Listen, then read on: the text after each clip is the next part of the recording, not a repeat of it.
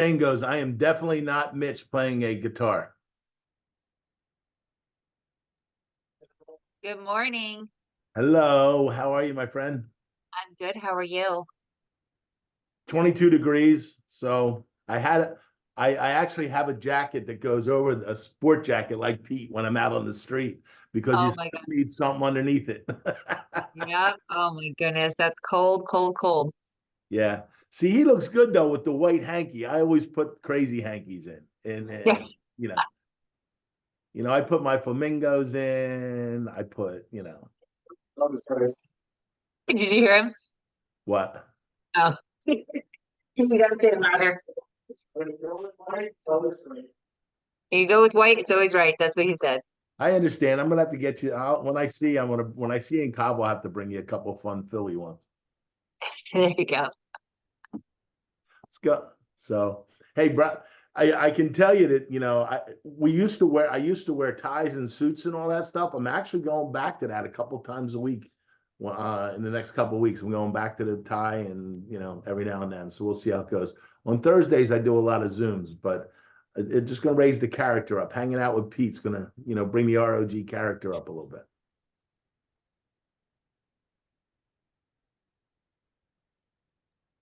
I love it. So He's always in a suit. Yarborough's, out in the wilderness in the snow probably again. You're right. There you go. I was met my kids in Livingston, Montana to go skiing last Thursday, and Friday it got to -26 in the high. And they shut down the lifts because it was too dangerous for the employees. So we bailed out of Montana. Now I'm in Park City in David Lawson's neighborhood, where they're all morning long they've been blasting here. So we've been skiing. We got 5 days in here. Telling you, that's cool. We got ice on the East Coast. Is there a lot of snow there, Brian, right now? Yeah, we received a couple inches last night when we weren't supposed to, and then over the last 4 days, there's about 2.5 feet, and it's been Wow. beautiful. Jeez, that's crazy. All I right, love it where it's at with you. yeah, let's kick it off and get it rolling and get this whole thing going. It's the Three Musketeers on here, I guess. So Looks like it's us today. I Sorry love for it. All right. Well, let's start with value. You know, like I always say to everyone, your direct compensation comes directly from the value that you bring to the table. So if somebody's going to choose you for a listing or how you do your listing presentation, you have to have it down. You have to practice it. You have to have talking points. I think that's super important. And you got to have hot buttons. So let's start off with the ROG, otherwise known as the real estate opportunity guy. He's freezing out there in Philly. Like he's got the ROG jackets on. He's got everything going. But I still put my sport coat over it though when I go out in a little bit for appointments. Yeah, Still have that's that. good. I like that. That's the new look.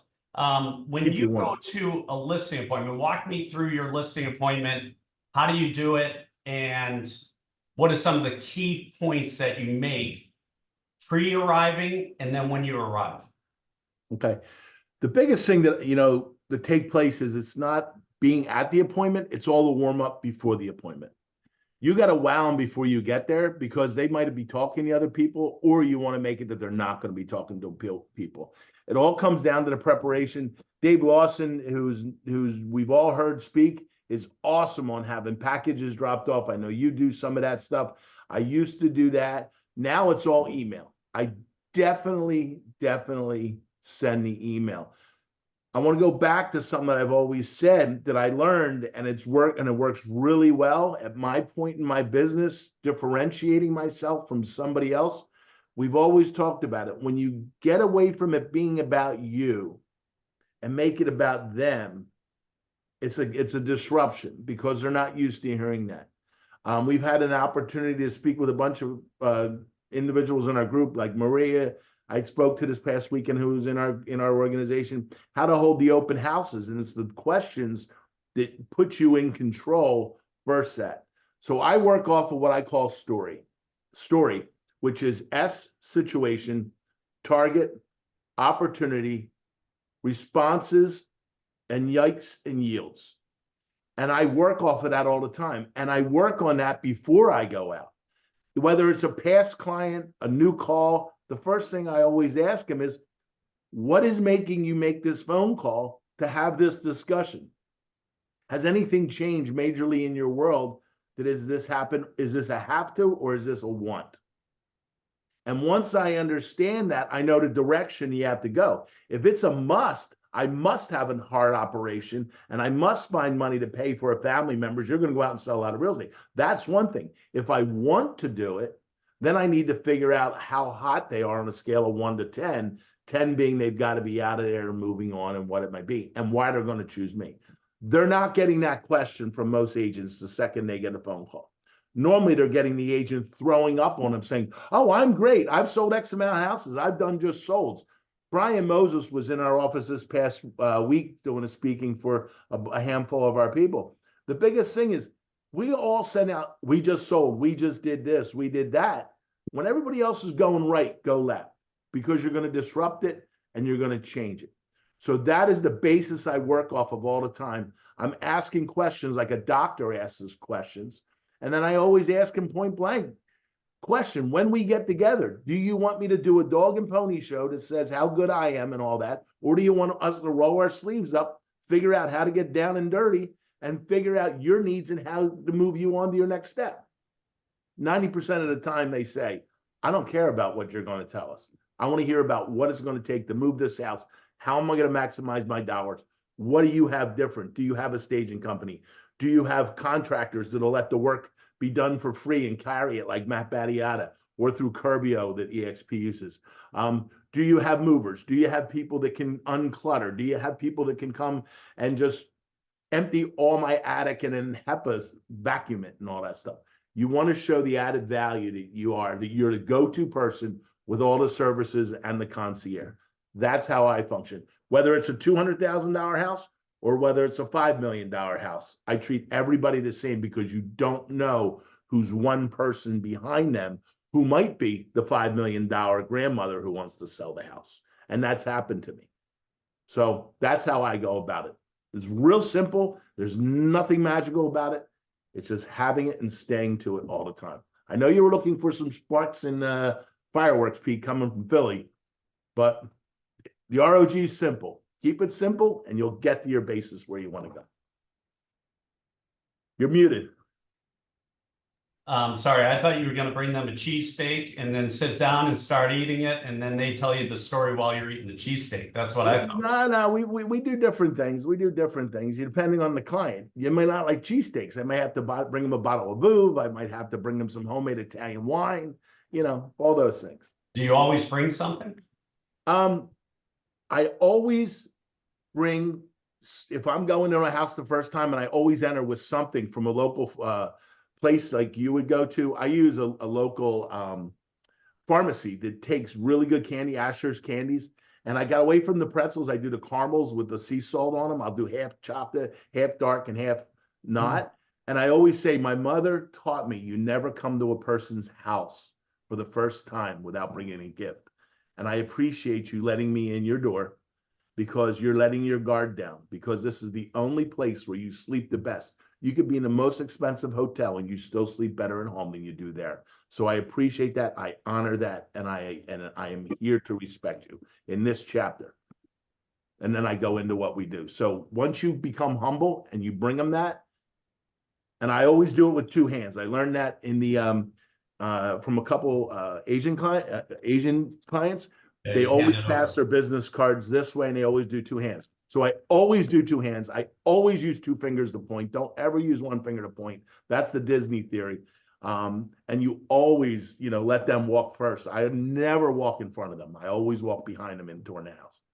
So and the key thing too is, especially in this market, you got to find people's motivation. The reason being, a lot of people are going to try and test the market, right? The sellers still feel it's a seller's market. They can ask whatever they want. They'll get whatever they want. And, they're in this euphoric, perfect scenario type state type of mind where anything they put out there, there's a million people lined up to pay it, or there's one person out there that's so desperate will pay them anything they want. Have you come across that? Absolutely. What they want, it's like some of the marketing we've been starting to do that Brian talked about, name your price. It doesn't mean you're naming your price that we're going to get that price. It's name your price to create the lead that we can now discuss what reality is. Okay, we name your price. Let's say we don't find that person. What are we going to do? The goal is to get in the door, and that's how you want to do those lead generations. But once you have those clients, you're a doctor. You got to give them the answer. You got to say, look, here's reality. Here's the high. Here's the low. And that's your market knowledge of where you're at. And you better know what's been going on around the houses. I know Brian talks about he goes around to see all the houses. I know Randy definitely knows his market. Pete, you go to every broker open, you know all those things. I see it on Instagram. If you don't know your market, you don't want to go against one of us. You pretend you're going against a whale of a killing listing agent every time. That's how I learned the business, and that's how I function. I function every time I go into the listing that they're interviewing somebody that's way better than me. And how am I going to wow them? And how am I going to be more real is how I function. I don't want to be the egotistical one. Some people like that. And I actually say, look, at the end of the time we meet, we might not be the right match. But if that, and if that happens, are you okay if I put you with the right person, or I tell you how to get to the right person? Yeah, And that has happened a lot, because now you're taking it off the plate and they want to know why you're not automatically yesing them. So again, it shows something different where everybody else is just drooling and blood in the water and was it commission breath? You know what I mean? Yeah, I think that's important. That's a really good point, you guys. And I do like the question that I ask all the time is, what price excites you? And then shut up. Don't say anything. Don't give a price. Even if they say, well, I'm not sure, just keep digging. So in a perfect scenario, if somebody who's going to buy your house, all cash, close in 10 days, as is, give you a free rent back, allow you to find your next house, what would excite you about that, and what would be the right price? At some point, they're going to give you a price. And then you just work from that. And usually it's in la la land. And never react. Say, really? Oh, that's interesting. Everything is interesting. Wow, that's great. That's interesting. Let's look at that. Wouldn't that be great if we could get that? That would be awesome, right? If it could work out that way. You got to go with the flow on it. You know, don't just shut them down and say, that's impossible and no way, no chance. I mean, you got to be strategic. So I think that's a big thing. But you're in somebody's house on their turf. And I think it's important to get a lot of these questions answered before you get there. So you know their mindset, you know their motivation, you know, are they just throwing it out there and hoping that somebody steps up and buys it, or are they realistic and motivated and have to make a move, right? That's what you want to find. You want to find the people that are really detaching from their house and will make a move, because you will not be able to sell the house if they don't detach from it. If they're still completely consumed and attached with their environment, I don't care what price you put it at, they're not going to sell it, or it won't feel right, or they'll get nervous, or they'll get scared, or they don't know where they're going. So I think it's really, really important to really understand that, because, you know, some of the greatest listings I've ever received are the ones I didn't take initially. So I'll say that again. Some of the greatest listings I ever received are the ones I didn't take initially, because they weren't in the right mindset. And why take an overpriced listing? You know, we're in an interesting dynamic right now where I feel a ton of inventory is going to hit the market. As that rate goes down, a lot of people are going to be making moves. People who hate each other's guts, who are living in the same house but can't get divorced right now and live at each end of the house because it's just not economically, they're not able to do it, right? They're going to move. People are going to get transferred to jobs. People are still working remotely. Some people don't like the house they bought in COVID. Some people are outgrowing their house. Some people are downsizing. Some people are dying, right? I mean, the best part about that is they can't argue with you, right? So you have to look at that. But there's going to be a lot of transition, in each market's unique. We just don't know not only on the market, but on the sectors, the demand that's going to be there for the inventory when it hits. I think initially it'll be fulfilled. I think long-term it's going to get saturated. That's my feeling on it. That's what I'm sharing. All right, let's go. That's Hold on, awesome. Pete, I want Go to ahead. add some real quick to what you had said. One thing that you had mentioned is the price. Don't stop asking once. If they say no, learn how to ask the question 5 different ways, and you will ultimately get it. And then finally, I've had clients that say, why do you keep asking me? And I said, because I want to know what you're really thinking, because if I need to call an ambulance at 911 to get you resuscitated because the truth isn't what you want, I need to know I got to call the ambulance. Usually breaks them up. So add some fun to it, but don't stop asking it once. Ask multiple times, different ways, and you will get the answer. They will break down. One of them will speak if it's a husband and wife. Once the one speaks, that's the one who's controlling also. And another point I'll make with you guys, because that's a really good point, Craig, when you're discussing it with them, because a lot of times they're on the same page and they're trying to force their point, right? They're trying to say, hey, this is my house. This is what I want. But the difference is the buyers don't care what they want. The buyers care what's realistic in the marketplace. That's it. And what I've been doing, and I just want to give this tip because it works like a charm. Don't just give them one answer. Give them 3 options. Always say, you know something, that's great. The way I see it, or the way we should look at it together, is we have 3 options. And they're real easy options. Here are the options. Then we just have to decide, we have to put our heads together and decide what's the best option for you and on your path and on your journey and where you're trying to go. And you got to paint that picture, because if you don't do that and you shut them down and say, well, this is the way I see it, then you look like you're dictating to them. And people don't like that. They like to have options. I always give 3 options. You know, the way I see it, Brian, you have 3 options.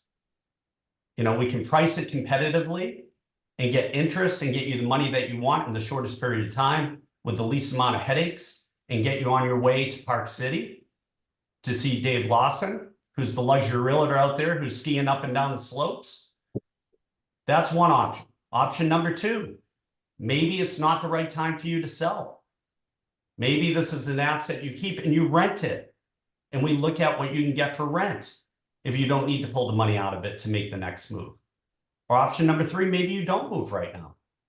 Maybe you just keep the house and you go long on it 10 years and you wait for the next big upside, which will eventually come, but money will be different. Those are the 3 options. I mean, sometimes I throw in option number 4. It's Pete knows arson. We can, get a couple gallons of gasoline, burn it to the ground, and collect the insurance. Right. But then we have to make sure you have the right insurance. And I say stuff like that. And they're like, are you serious? I said, no, of course not. But you have to flow with it, because you have to put your socks in their shoes and say, okay, if I was interviewing 3 agents, I'm going to pick the agent A that believes in the house, B, the agent that is very communicative, responds well, listens well, asks the right questions, who's excited and who's pumped up to represent my house, and who connects with me on a lot of different levels, because they're guiding me. And number 3, they want an agent who's active. Like I've always said to you guys, there's 3 types of agents in the marketplace right now: inactive, semi-active, and proactive. The inactive agents are the people that sell 1 house a year and they go to lunch with everyone and play tennis. There's nothing wrong with that, but they don't go on caravans. They're not hustling. They don't really have a database they work. They're not doing direct mail. They're not contacting people, and they're not driven. The semi-actives are the ones that help all their friends, and they do real estate 2 to 3 days a week. They never do open houses, or occasionally they do. They don't ever follow up with people. And they're doing it as a part-time job. There's nothing wrong with it, but that's how they are. And then there's proactive. Somebody like me, where I'm waking up at 6 o'clock and I'm out doing it from the time I get up to go find you a buyer for your house, to try to maximize your investment, to get the most money out of it. So you have to decide what type of agent you want, because they all exist in our environment, in our universe, in our community. And that's the key. Who represents you matters. And like I always say, you know, my tagline, it's your move. Let's make it a great one. Let's not make it a bad one. Let's make it a great one. I want it to be a great experience. So I'm going to handle all the details. So we put you in the best position to win and succeed and get you to where you want to go. That's it. That's what they want to hear, you guys. They don't care that you are CRS, ABC, GRI, 1%, all this other bullshit. Let all that stuff go. Make it about them. This is the generosity generation. How can I bring generosity to what you're trying to accomplish? Not how great am I and how lucky are you to be sitting in front of me. Those days are over. The interview is not to interview you on why you're so great. The interview is to interview them on how you can help them and go above and beyond and offer unbelievable service and unbelievable connection and hold their hand. And if you can't do that, they're never going to buy into you. You could have the greatest marketing plan. You could have the greatest exposure, the greatest social media. They don't care, you guys. Because at this point, they are the only ones that exist in the universe. Them, their house, their move, their priorities, their obstacles, everything. You have to learn what their story is, as the ROG said, and how it affects them. All right, let's move from the ROG. Hey, Pete, I got a couple questions to your some of the great things you said. So what I heard between you and Craig is that you'll do whatever it takes to never say the price first, the list price. 100%. Okay. I just want to make sure that we drive that home for everybody listening. And then ask all different types of questions like you know, Craig even gave examples of, but and then you mentioned you give 3 options. I thought you were going to say that you give 3 options on pricing, but that's not where you went with it. So that was interesting. So you always end up saying the price you really still obviously feel and only stick to that price, even though when they share their price, it might be $100,000 off. How do you go about that? If you know that they say, well, we were thinking 900, and you know going into that it's 800. How do you transition into that conversation? That's a great question. So if you and I, let's role play that right now. So if I said, hey, Randy, you know, based on the information that I showed you right now, where do you feel we should price your house? Well, I looked on Zillow and Redfin and Realtor.com, and the average I came up with is like 900,000 between all 3. Oh, okay. Yeah, that's interesting. You know, I also looked those up before I came. It's always fascinating how they come up with these values. I'm just a little curious. Did the guy from Zillow come to your house earlier? No. Oh, so the Zillow expert who gave you this estimate, he wasn't ever at your house? No, Pete, no. Oh, do you know his name? Do you know his name? Because I know his name. Do you want his name? What's his name, Pete? Non-existent. Okay. So that's his name is called Algorithm Al, because they have an algorithm. And what they do is they make assumptions. Does it affect buyer psychology? It can. I'm not going to lie to you. And this is kind of the thorn in my side as a professional realtor who's been doing this 31 years and does it day in and day out on the front line. Because I feel that a lot of times they don't know with the remodel that you did or the new kitchen or the new floors or the new garage doors, they don't take any of that into consideration. I do with how I price it. I'm not just pricing it price per square foot. They're doing it based on a geographic area, and they're taking the averages. And I'll tell you right now, Randy, I'm so grateful that you have me here today because I know your house is an average. It's way above average. So we have to be really strategic with how we price it because it could end up costing you a lot of money. Can I explain why? Yes, please. Okay. And then I go into the conversation on and show them in real data the houses that guessed at the price or went with the Zillow price and priced it too high and sat there and what they ultimately end up getting. And then I go back and I say, I love that question that you asked me and how you came up with your price. I hear that a lot. If the roles were reversed and it was my house, and you were the professional realtor who's done this for 31 years and sold over 3,000 houses and over $2.8 billion in sales, what would you recommend me to price my house at? Got it. So after you show the data, then you ask Yes. them that question. Listen, data is king, you guys. Data does not lie. Data Yeah. shows a path of entry. Data shows a path of exit. And I'm not saying it's a perfect science, but that will at least get their mindset thinking. And then you have to show them how it could affect them financially if they misprice it. Yeah, perfect. So this was great. So then, oh man, I had a good follow-up. Oh, so you go into the appointment knowing that they're going to be in La La Land in most cases. So you Sometimes, I mean, usually I are have 20 prepared maybe with the data in their neighborhood where homes were overpriced and where they ended up selling. So if you need to pull that out, you can. Yeah, But I you have 25 qualifying questions, and the whole thing that I focus on is their motivation. What's really triggering them to consider putting their house on the market and making a move? And how serious are they? Are they detached? Are they connected?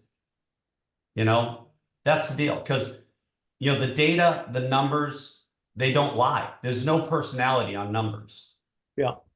The numbers are the numbers. And I always pre-frame them. I say, listen, a lot of my colleagues will come in here and try to do price per square foot, or they'll pump up the price because they're trying to buy the listing to try to get more business. But what they're really counting on, Randy, and I just want to be, you invited me to your house, so I take that serious. And I was raised to always tell the truth because it's the easiest thing to remember.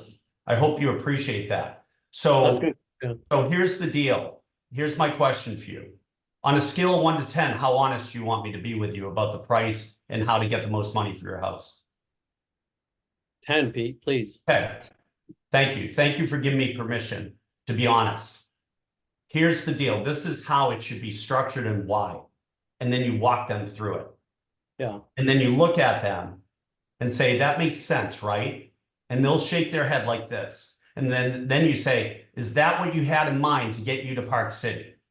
And better yet, I'm going to hook you up with the best agent, not only in Park City, one of the best agents in the United States, who's a dear friend of mine, who's going to take care of you like family. That's what I'm going to do. So it's a smooth transition because that's what I specialize in. And that's how I want it handled for me and my family. Wouldn't you agree? Yeah. Yeah, this is great because like one of my team members, we lost the listing and we were brainstorming about it after, and we don't know if it was over the fact that another agent offered a higher list price. Mm-hmm. Because this person was referred to us by someone that knows this, you know, their friend, basically, they're friends. And they were like, hey, Randy, you guys go meet with them. So we did. So then that friend got us the feedback of why we lost their listing, right? And one of the feedback we got, if you guys are listening, we did not do that, right? In this fashion. Like I wasn't there in the appointment. It was one of my team members, but regardless, I take responsibility, right? And we didn't do that. So then it's a guessing game. Oh man, did we lose the listing because of saying a lower price, right? Because we were honest, but we didn't frame it correctly, right? We didn't get the number from them first, right? I would bet, and I got to ask my team member, but I would bet we didn't get the number from them first. And then once we did get it, did we frame it the way you just framed it, right? In terms of the response. Because that is the secret to actually getting them on board and realizing that they can't just make a decision based on another realtor that will come right behind you and will yes them to that. Exactly. Right? Which is what most sellers will end up doing if you don't articulate it the way you just articulated it in your appointment, right? In this role play. And I usually say, hey guys, do I have your permission to really share the facts with you? Yeah. Or do you want me to share the falsehoods with you? Yeah, it's great. Because and they'll say, no, share the facts. And I said, these are the facts, right? Then the other agents that are saying the high price after you or before you, right? We're literally giving them a label. Oh man, they lied to me. They were not honest with me. Like you're doing that indirectly, right? Exactly. I usually say, Have you met with any other agents? Who are they? And what did they give you for a price? And no matter what they say, I never badmouth any other agent. I say, wow, that's interesting. They're really nice people. I don't know how they run their business, but you can see the facts in front of us. So I don't know what they're using. Did they leave you anything that you and I can go over together so we can put our heads together and really understand it? Because it shows here on paper it's worth $1.5 million. They told you $1.8 million. I don't see how it would ever appraise. And then you're going to run into an issue there. So why stop at $1.8 million? Why don't we just price it at 18 million? You'll feel better. I'll feel better. And we'll get the same result where you'll still be in your house. How great is that? And they look at me like I'm insane. And I say, no, just all fooling aside, I want to get the most money for you in the shortest period of time with the least amount of headaches. Is that what you had in mind? That's a tie-down closing question. Is that what you had in mind? They're going to say yes. I go like this when I ask the question like a bobblehead. Yeah. All right. Listen, guys, a lot of people ask me, can I go on listing appointments with you? It flows differently all the time. There's still a structure, but it flows differently because they're going to direct where it goes. Like I had a woman yesterday and she said, if I can't get 5 million for my house, I'm not moving. I said, I totally appreciate that. It's probably not in the cards at this point. That's it. And then I shut up. And she was like, well, what do you mean?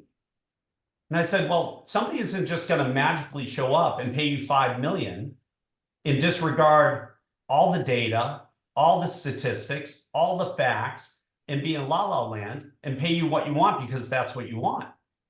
You know, as promised, I brought for you all the latest data. And this is what everybody can see. But most importantly, the person who can see it the most is an appraiser. And the appraiser has no dog in the fight. The appraiser is going to bring it in at the market value, the legitimate market value, not the Zillow value, not the Redfin value, not the realtor value, not some agent's value. They're going to bring in the real, true, honest value. That's it. So if we can't agree on a competitive price, another solution, because I'm full of solutions, not problems. Another solution is I can give you 2 appraisers. You can hire them independently, probably for $700, $800. They'll run all the numbers on an official appraisal and tell you the true market value right now and what a bank or a buyer would pay. What a bank would loan to a buyer or a buyer all cash would pay. Because make no mistake about it, 24% of the buyers right now are all cash. And they will get their own independent appraisal. Because if they're going to put down $4.5 million, what's another 800 to protect their investment? That's how that works. And you walk them through it because they don't understand you guys. They think you put a sign out front and people line up at their door like they're at a taco shop ordering tacos. And they'll, yeah, I'm going to take the number 3 plate to go. It's going to be great. It doesn't work that way. And I always lift them up. I always say, look, if you're set on 5 million, the market probably hasn't caught up. And then I pause. I don't say anything else. And they say, well, when do you think it's going to catch up, Brian Yarber? Who knows? It might take 10 years. You might have to go 15 years. It'll get there eventually. But are you willing to go from here to there, from this point in time to that point in time? And what does your life look like? And how do you want to design it? And what's important to you? Because life's short. It can change in an instant. And then you tell a story that connects that or that hooks that in. And I usually have pretty sad stories. I hate to say that, but they're very emotional and they're real stories. Or I say, hey, listen, I go back to the options. The way I look at it, we have these 3 options. And we can execute any one to perfection, whatever you want to do. It's your call. And that's it. And if they're adamant, they're like, no, I want to try the $5 million price, then it's in my arena if I choose to take it or not. Typically, if I do that, I'll make a deal. I'll say, listen, we're going to do that for 7 days or 10 days or the first 5 showings, because we'll get a pretty good understanding of where it stands if it's close enough. But I'll write into the contract, as of this date, it automatically adjusts to this. Because if I don't do that, I'm doing you a disservice and you're going to lose money. That's it. Those are the hard conversations. Like my father always said, it takes 10 seconds of courage in real estate. Do you have 10 seconds of courage to tell somebody the truth or to share with them where things are at? They're usually not going to like it, you guys, but guess what? They'll appreciate it. They'll appreciate your candor. They'll appreciate your honesty. They'll appreciate your integrity. They may not agree with it, but they'll appreciate it. And that's it. You know, that's the main thing. You have to be excited when you're there. You have to know before you even cross the threshold, their motivation and where they're looking to get to and how you can bridge that gap and help them. You know, I'll share one other tip before I get on to Brian. You know, one of the 20 questions I ask is this. 24% of the buyers right now in the San Diego market are all cash. They're coming from San Francisco, Dallas, LA, Chicago, New York, and locally. A lot of them come locally. So here's my question for you, Brandon. If somebody walked in and offered you, and let's say I know that your house is worth 2.5, okay? I know that, I've done the research, I know the numbers. And I say somebody walks in, offers you all cash, close in 7 days, you're gonna be in Park City, skiing down the slopes of Deer Valley with Dave Lawson in 1 week. You have no headaches. The money, 2.3 million, is in your bank account. You don't have to fix anything. You just have to move. Would you take it?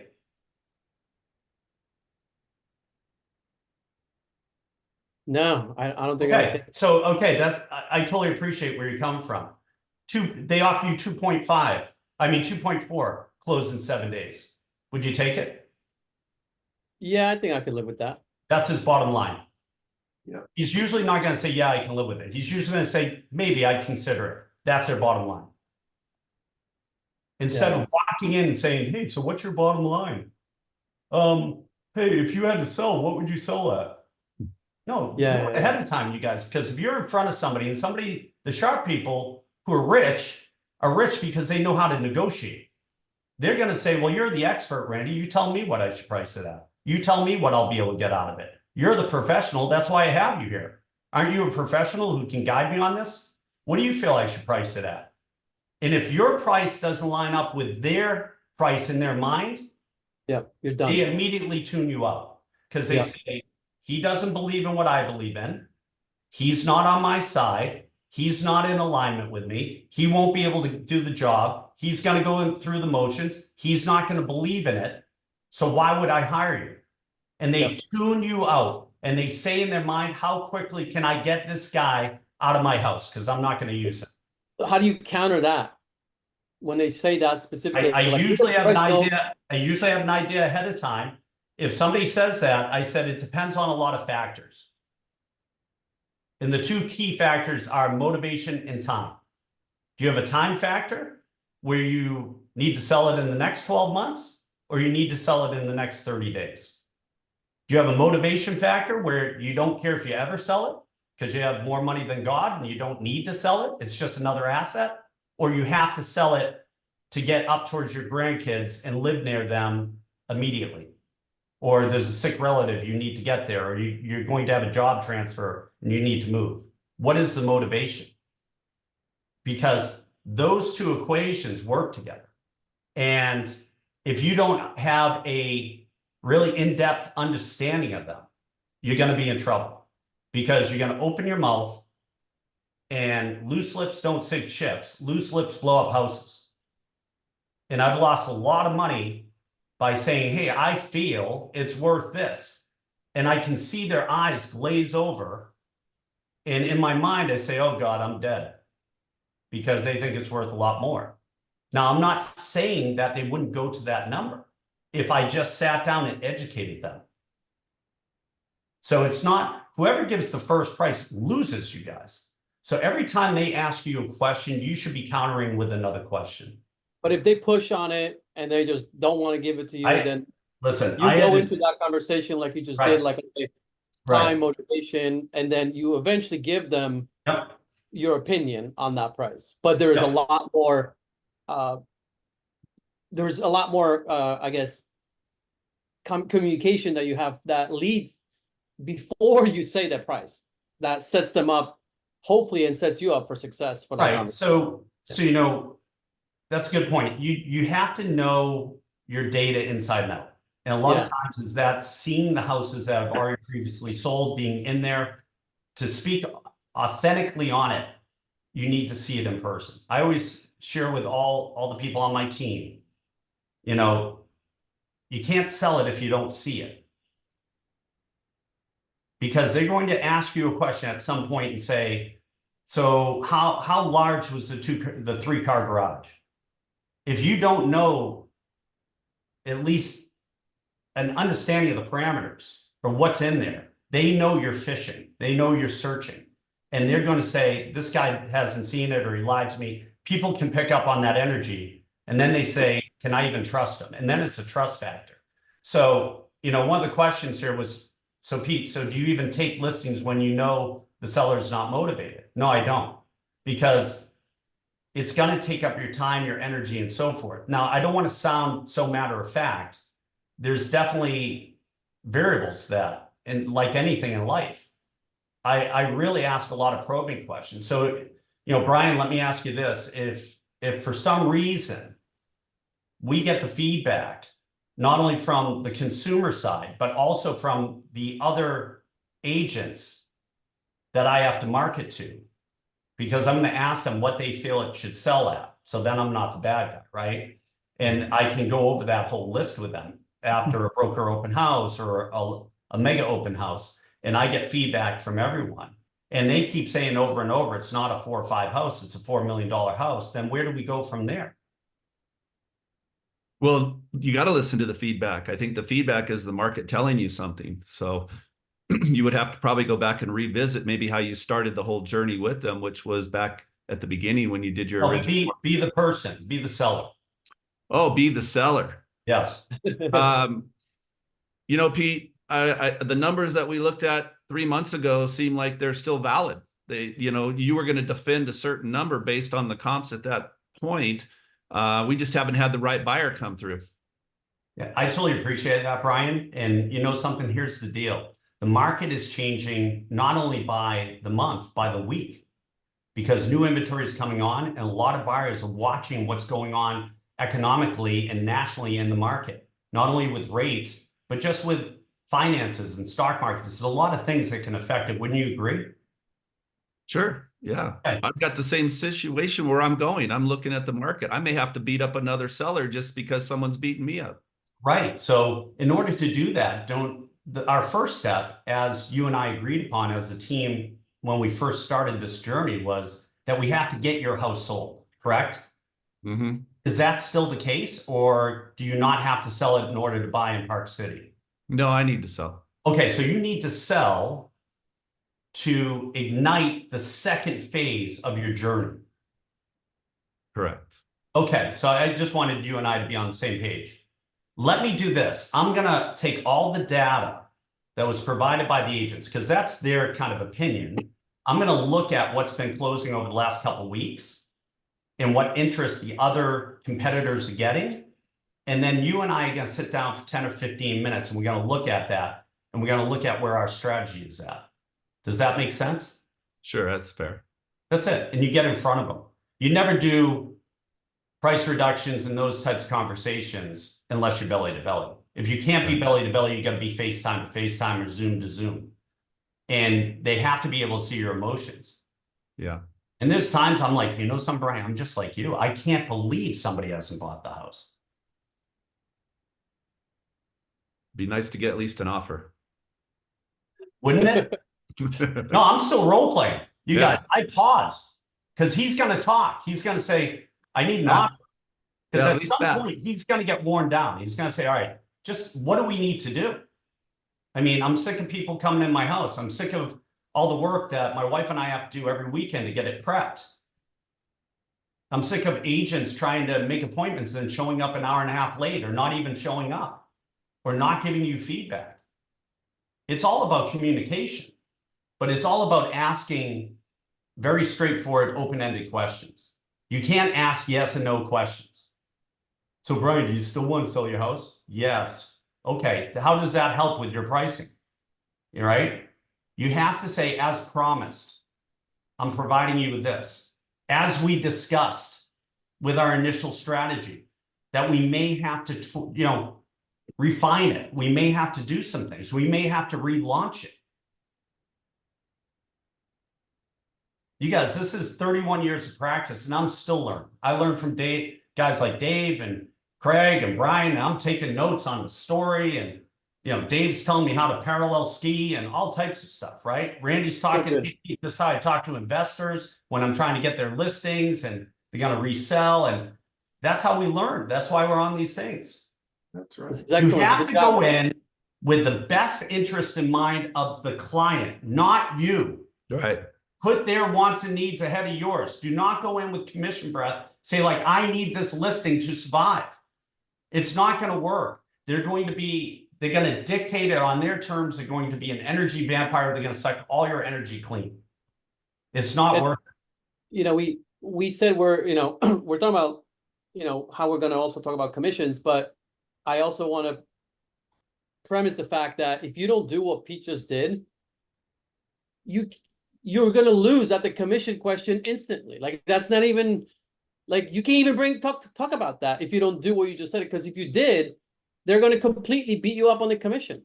Versus if you actually premise everything and frame it the way Pete was just framing it, right, based on the responses, and you have this kind of dialogue, at that point they're probably are sold because they're so in belief in what you're saying now, and they discounted the other agents and they're labeling them as liars.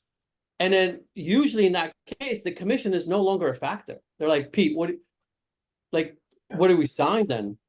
Yeah, because see, commission, first of all, I don't use the word commission. I call it professional fees because I'm a professional. This is how I make a living. This is my profession. This isn't my part-time gig. It's not where I'm, driving Uber and I'm selling real estate, and there's nothing wrong with that. I'm just saying you have to go in with the right vernacular and the right mindset. Get rid of the C word. The C word's not a good word. All right. Be a professional. Bring value to the table. As a professional, these are all the different things I help my friends, my clients with when they're trying to accomplish this goal or they're trying to get here. And I keep reverting back to what they shared with me, right? I keep reverting back to their hut buttons or what their driver is. But I'll say my professional fee is 3%. Now you can pay the other side, the buyer side, anywhere from 2 to 3%. It's up to you. And let me show you what other people are offering and why they're offering it. And I go right through that, right? But I isolate that question to the very end, because that really should be the last question, because it's always important to people. I'm not trying to nullify it or belittle it. However, people are more concerned with what are they going to net. The net is the whole thing. Because I always say, listen, I don't get paid a nickel until you're happy, it closes, and the money is wired to you. I'm an afterthought. I get paid through escrow after the money is already hit your account. I don't get paid a nickel until then. So who's taking all the risk? Me.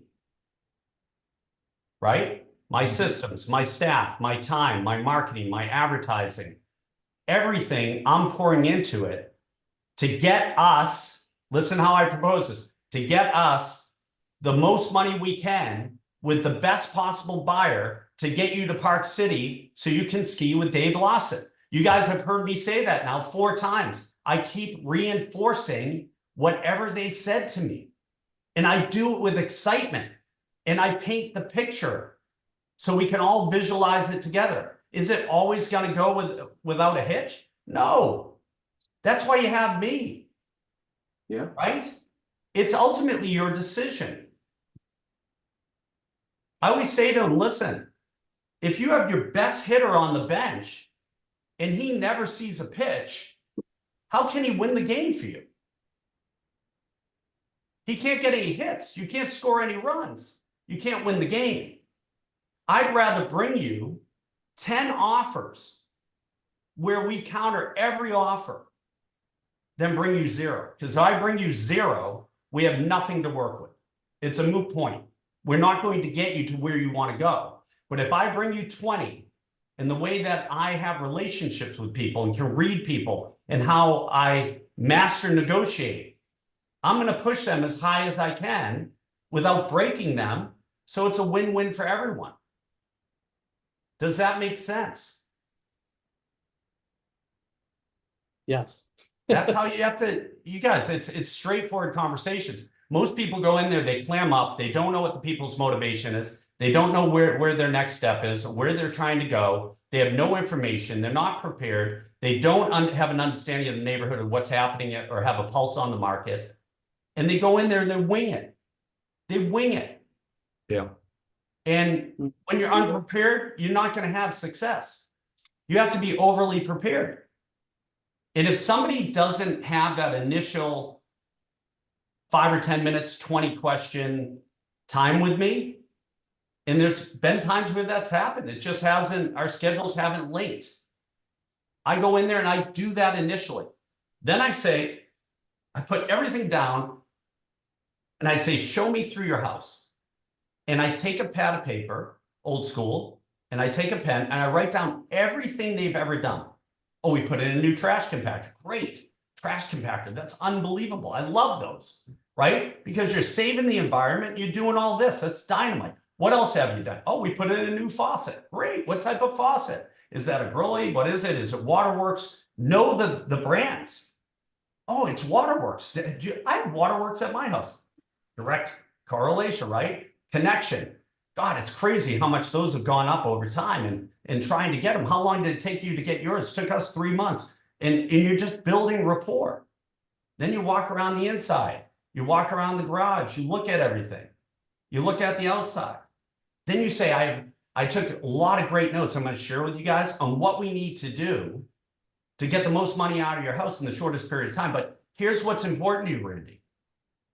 I'm like you. I'm very practical. I don't want to spend $1, and I don't want to have us spend $1 at our house unless we get $1.50 or $2 back. Agreed?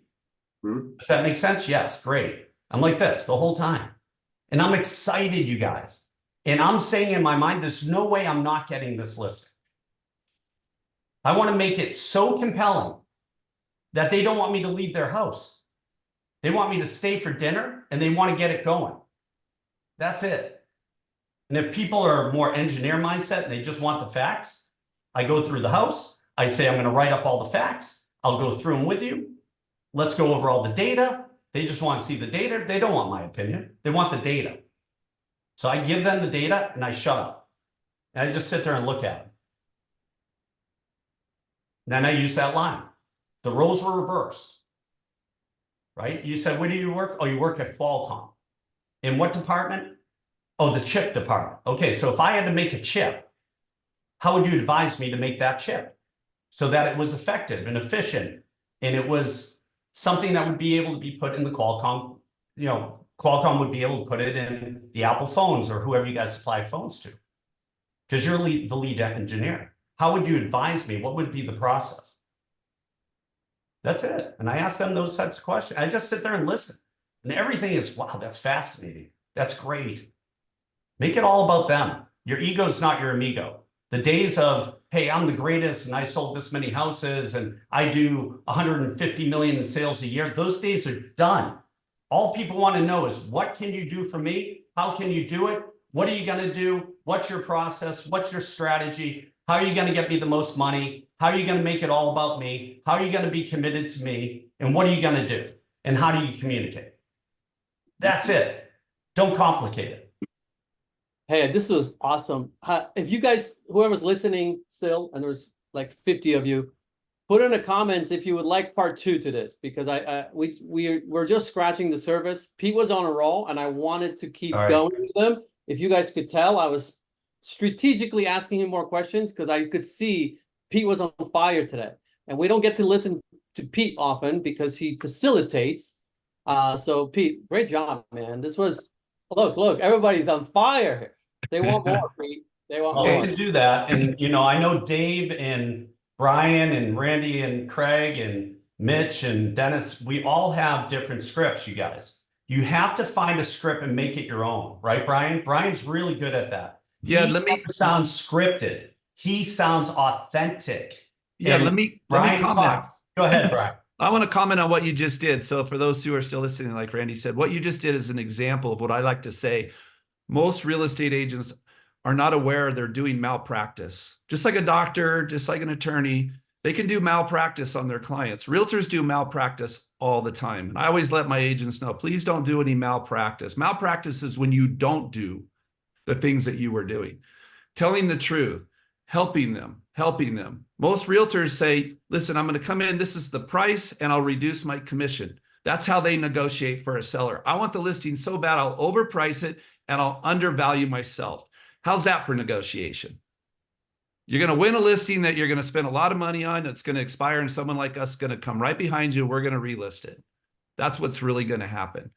So know the outcome of the client. That's what really all of what Pete was doing. Every part of that exercise was attaching yourself to the client's outcome. If it's a past client, it's going to be a different conversation. We're talking about winning listings in this last couple minutes.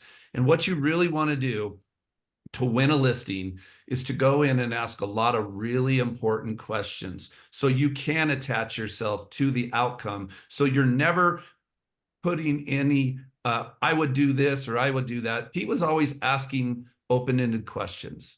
And when you ask an open-ended question, you're going to invite value, you're going to receive value, you hear the value, and you give the value back. Like, oh, I heard this. I heard you're going, right? Dave Lawson, you weren't here earlier, but I'm on Little Kate Lane. I'm just down the road from you. I saw one of the houses you saw on the street. So you know where I'm at. I'm in Park City right now. And so the value of what you bring to the table is what you do is you align yourself with their outcome. And then I talk about this a lot, and I'll end with it. I'm a big, huge RPR fan because when I build my RPR report, I build the seller's report going into the house, having it on my laptop, ready to show them exactly what an algorithm appraiser uses to create a desktop appraisal on their home without their eyes ever seeing the property. I start there, I do the tour like Pete did, and then when I get back, I sit down at the table and say, hey, listen, I always look at all the tax records on the street for the last 3 years to see who came and went. I'll ask if they knew them. I do want to align myself. There's been a few properties that probably were withdrawn or expired. I always want to know what happened to them. Typically, they're a great case study for an overpriced home. Look, your neighbor down the street, I know they tried to sell last year. They were overpriced, right? I can use that to show them the value. But the goal is to now say, okay, you put in that new garbage disposal. You put in those waterworks. What did you spend? When did you do it? RPR allows you to put that right in there, put the year, the amount, and then you hit a button and it adds the value as if an appraiser added the value of a brand new swimming pool to a house. It's not 100%. You don't get 100% of that item. And every year you've had it, if you did it 5 years ago, it's depreciated quite a bit. So it will move the needle very little. And then you can compare your home to the homes on the street that are your comps, and you can slide this little needle one way or the other. Is yours home better, or was their view better? And then it readjusts your value. And then you just show it to them. Look, this is the appraisal number I can defend. This market might bring you more, but this is the number I know we can defend. What number were you thinking? I don't even ask them their number until I show them the number I can offend, because whatever their number is, they're typically either embarrassed or they're like, wow, that's more than we thought. Awesome. Now I'm in a really good position. That's a great point. We have a minute left, and Brian, we're going to start with you next week, and then we'll move on to Dave and Randy. Hey, P, I want to end with this real quick. For a lot of new agents, right, that we have here, if this is overwhelming for you, the one way you can shortcut this to your own success is find a really good agent in your area. If you're with EXP, find a great EXP agent in your area. If you're with another company, find find one that has the experience. And I would guarantee you, if you said, look, Pete, if I asked you right now, I said, Pete, I know you're a luxury agent, right? I would say, Pete, I have a client in La Jolla. I don't do a lot of luxury. I'm new in luxury. I'm fearful to even attempt to go and try to take this $4 million listing. Can I do this listing with you, Pete? Would you be willing to go to an appointment with me? And we do it. We partner on this. I always say I'm always open to that. And you know what I would love to do, Randy? Yes. I'd love to pay you a referral on it, but I want you to sit in on the inner workings of it and how we roundtable everything and make sure that not only we get the listing, but we get the listing sold so that you can get paid. See, because a lot of times what ends up happening, you guys, if you go on those high-end listings, they either have handlers or the people are really savvy. And the first thing they'll say is, Randy, send me over before we meet tomorrow so I can really understand where you're coming from and your success rate. Send me over all the houses you've sold above 5 million this year. Well, guess what? If you haven't sold any, they're going to cancel the appointment because time's money. So you need to be able to fall back on that. And I've done that many a times with younger agents. And they're like, wow, that was worth every penny because you were the point person. You carried the listing. You got the listing. You communicated with them. You did the open houses with me. You did the broker opens. You did the theme parties with me. You paid for your portion of the advertising. I paid for mine, but I get to see the inner workings behind. What do you do for marketing? What is your marketing strategy? What's your plan? How did you launch it? All these types of things that you normally don't get to see. And those are priceless. Perfect. Nobody's going to offer you the CEO position when you just started. You have to work your way up and you have to make the investment. Invest in yourself. As Warren Buffett says, the best investment you can make in life is in yourself. Right. So don't get focused on, oh, I'm giving up 75%, because here's my question. What's 75% of zero? It's still zero. Because the likelihood of you going in and going up against some of the people in my arena and getting the listing is not likely.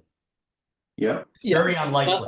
We'll continue this, but I think the point I was getting at, right, is to partner, because that's still a partnership, but the way Pete kind of advised is based on his experience in the luxury market, right? To convert that appointment into a listing, right? But ultimately what I'm getting at is find a way to partner with people that have done this before, so you can do a few like these and then you can do it on your own. Okay, so let's end on that. And yeah, we're going to end on that. Let's do part 2. I'm sure it'll be part 2, part 3 when we get everybody out there. But this is recorded, you guys, and this is super important because a lot of listings going to be coming on the market, and you have to make sure that you price them correctly so that you can get those people on their way and you can get paid. Otherwise, why even do it? You're just going to go through the motions and you got to set up for the next agent like Dave Lawson, who's skiing parallel full speed down the mountain. He's going to take the listing. By the time he gets to the bottom, it's going to be sold because the people are going to be worn down. And they're going to say, I got to move. The first guy couldn't get it done. That's it. All right. So be really cognizant of how you spend your time, your energy, and so forth. All right. Great session. Sorry I took it over. Thanks, everybody. Great job, Pete. That was awesome, Randy. So it's big. All right. Everybody have a great week. Invite everybody to part 2 next week. See you guys soon. Take care. Later.